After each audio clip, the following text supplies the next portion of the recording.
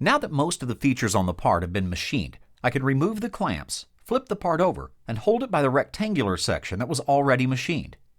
Now you've probably noticed that I have two part setups here, one that machines from the bottom and one that machines from the top. To complete this last bit, I'll have to machine this using this part setup here. I'll right-click it and select Insert 2.5 Axis feature. This will be a face feature, and I'll select the bottom face of the part and click Next.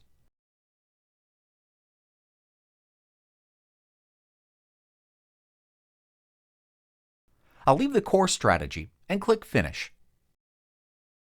And then close the dialog box.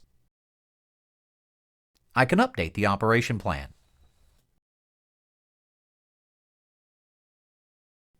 Next, I'll copy the avoid areas and generate toolpaths for the operation.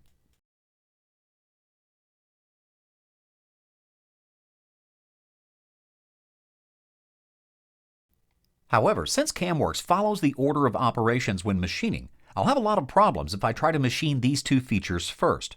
I can reorder the part setup just like anything else in CAMWorks by clicking and dragging them in the operation tree.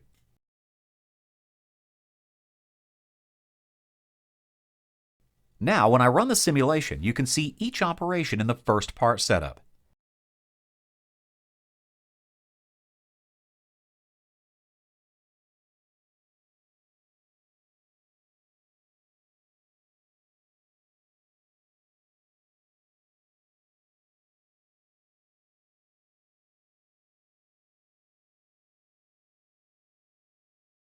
Then the part is flipped and the final operations are completed, leaving just the final geometry and the clamps. And everything looks really good.